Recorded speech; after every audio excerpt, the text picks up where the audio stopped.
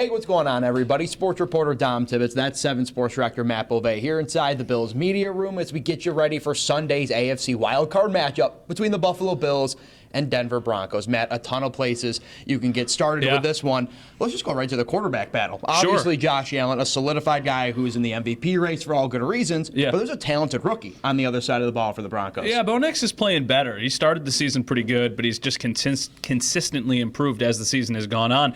He's got big playability. He can move. He can get out of the pocket. He can scramble a little bit. He is known to be able to hit on the deep shot. A lot of that also has to do with Marvin Mims, who's just fantastic on that side of things. So, yeah, he's a good player, and I think the Bills definitely respect him. I know that Sean McDermott has a very, very impressive record against rookie quarterbacks, and, of course, they hope that continues this week. But he's a little bit better than your typical rookie quarterback. He's got a lot of snaps. He's got a lot of reps. I think he played in college for like 14 years, so it kind of feels like he's probably played a lot of football up to this point. But, yeah, he's definitely an impressive player. So I think when it comes to stopping rookie quarterbacks, really any quarterback, but let's just talk about Bo Nix and the way that Sean McDermott has handled rookie quarterbacks, it starts up front, and that's something this team is going to emphasize today, and they're going to do it all week long. Defensive line has got to get pressure. I said this 2 weeks ago when they were getting ready to play the New York Jets. It holds true to this moment here. You got to see guys like Von Miller and Greg Rousseau make big plays, get Bo Nix out of the pocket, force him to make some mistakes, get some pressure on him, because at the end of the day, flustering him in a situation where he hasn't been at Highmark Stadium, he hasn't played a playoff game in the NFL. I think that's going to be key for them. Yeah, getting there on the edge would definitely be nice, but I also think that you got to win inside. Like, if Ed Oliver can have a big game, that clears up so much for everybody else on defense,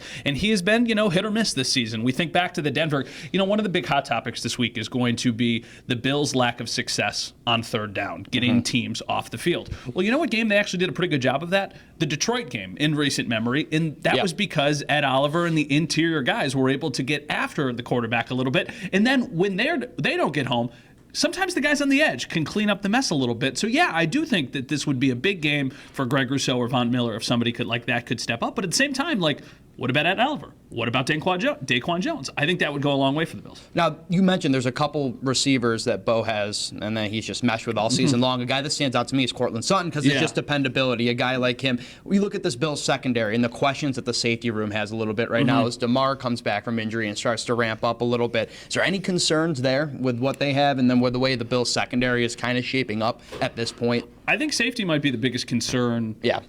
As far as a position group is concerned, I would say safety is probably the biggest concern. The biggest overall concern would be that third down defense and just their inability to get off the field. I trust the corners, Rasul Douglas, Christian Bedford, and Taron Johnson. I understand the role of the safeties, keep everything in front of you. I kind of think that's going to be the messaging from Sean McDermott and from the rest of the coaching staff this week. It's like, don't get beat over the top. Obviously, with Mims, that's more of a factor than Courtland Sutton. But still, it's like, just keep everything in front of you. Make sure that you are the last line of defense, the safety valve, and we'll see where it goes from there. I'm a little bit surprised we're not having a conversation about how Cole Bishop could be used in some capacity. But, Sean McDermott shut that down on Monday when he had a Zoom call, and he said DeMar's the starter. So, I am just kind of operating under the assumption that it's DeMar Hamlin and Taylor Rapp as the safeties on Sunday. It feels like that's an experience thing, right? You're getting ready. This is win or go home. This is the playoffs now. And for as maybe trending upwards as Cole Bishop was, you probably think to yourself, maybe McDermott's mindset there is like, we just got to put some experience back there. Guys who have done this. Taylor Rapp is a Super Bowl winner. So you got to put the guys back there who have been in those big spots. Yeah, and I understand that. And I do think that obviously time on task matters. It was probably a bit ambitious to think that Cole Bishop would all of a sudden get thrust into this role, considering he barely played in it in the season. But you have liked what you've seen from him. So overall, though, the safety position probably the biggest area of concern, just individual position-wise. So I want to switch over offensive side of the ball here, Matt.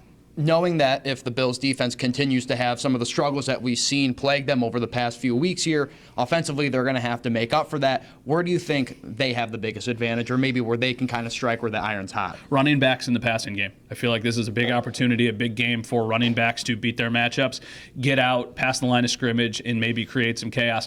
The Denver Broncos do a lot of things really well on defense. Of course, the defensive line is going to be the thing that everybody focuses on, and then Patrick Surtain is exceptional. But maybe this is a game where they use Ty Johnson, throw him a couple wheel routes like they did against the Lions. Maybe this is a game where you're just dumping it off and just kind of chunking your way down the field. I think that could potentially be a mismatch. And then also that brings up Khalil Shakir and Dalton Kincaid.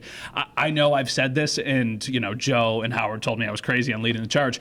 I still feel like they're hiding Dalton Kincaid a little bit, but then their response is, well, they've been hiding him for 16 weeks or something. So that's certainly not probably the actuality of it. But yeah, I feel like middle of the field, you got to attack, you got to get the ball out of Josh Allen's hands fast. And I think the running backs could play a huge role in this game. It won't be shocking if at the end of this game we look at the box score and the leading receivers are like Ty Johnson and James Cook with 80 yards or 75 yards or something like that. I think you kind of took the words out of my mouth there. In terms of offense, I look at the three-headed attack that you have between James, Ray Davis, and Ty Johnson with what they all can do kind of individually within their skill set. I think the Bills have a really good kind of setup there.